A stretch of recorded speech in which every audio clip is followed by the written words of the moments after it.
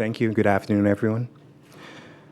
On May the 3rd, the Toronto Police Service had a press conference to advise that charges had been laid in relation to a series of assaults that happened within the Parkdale community.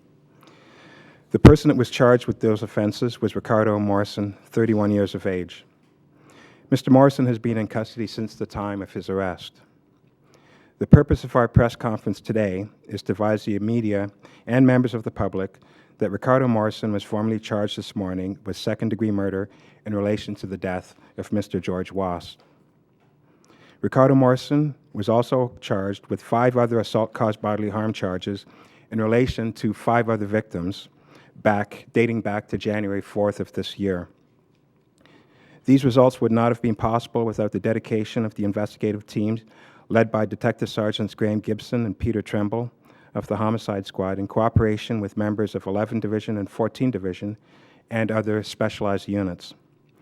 I also want to take the time to thank the members of the Parkdale community with respect to having this great conclusion to this investigation. And a special expression of sincere thanks goes to the scientists at the Center for Forensic Science for their tireless and painstaking efforts in relation to this particular investigation. I'm going to turn the microphone over to Staff Inspector Peter Lennox, the unit commander from 11 Division. After that, I'll answer a few questions with respect to the homicide investigation.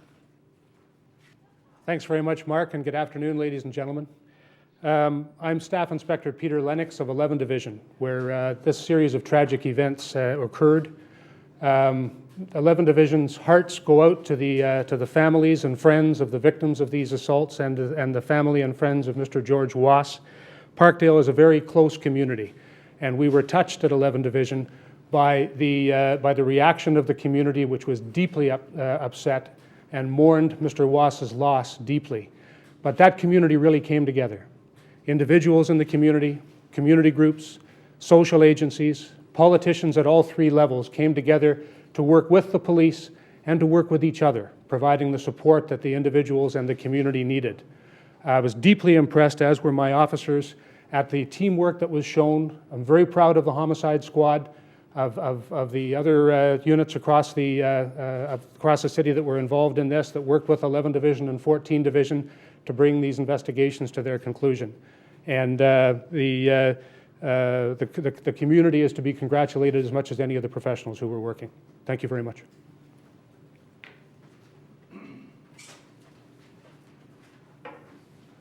Staff Inspector Saunders, you thanked the Center for Forensic Sciences. Was it science that gave you the break in this case? Well, with respect to this case, Sue, it was a cooperative working environment. So did they play a key part? Yes, they did. But as stated earlier, and I'll repeat it, we've had some pretty good success in the recent past because of the cooperation that members of the community have provided the police with. And that's what makes these cases successful. In this particular case, there was quite a bit of impact with respect to these offenses because the attacks were on our vulnerable group, more or less our silent voices of our community. And I think our communities took exception to that and stepped up to the plate and assisted. And a lady by the name of Paisley Ray went out and did a fantastic YouTube video, which we received quite a bit of positive feedback on that. So it really did tug at the heartstrings of many people. So answering your question, yes, CFS had a huge factor with this case, but there are so many other factors that put these pieces of the puzzle together. Mark, what happened since May 3rd he was arrested? What has changed since then? What more do you know now that you didn't know on May 3rd when you could lay that murder charge on the accused? Well, Kurt, unfortunately, this isn't the forum to go through all of the investigative evidentiary pieces of the case. I can tell you that we received more cooperation. We received substantially more evidence with respect to our case. At one point in time, Ricardo Morrison was a person of interest with respect to this homicide, and I can tell you that we've gathered more evidence which has now made him the person that we believe committed the act. Staff Inspector, do you have any idea what motivated these attacks? Why? I mean, I think that was what the community couldn't figure out.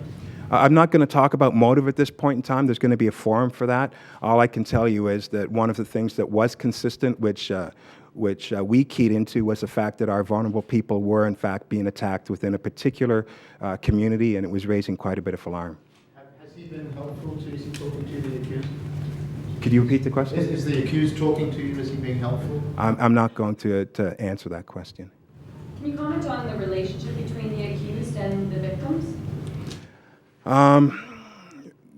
Well, let's just say that the victims were not connected, that I'm aware of.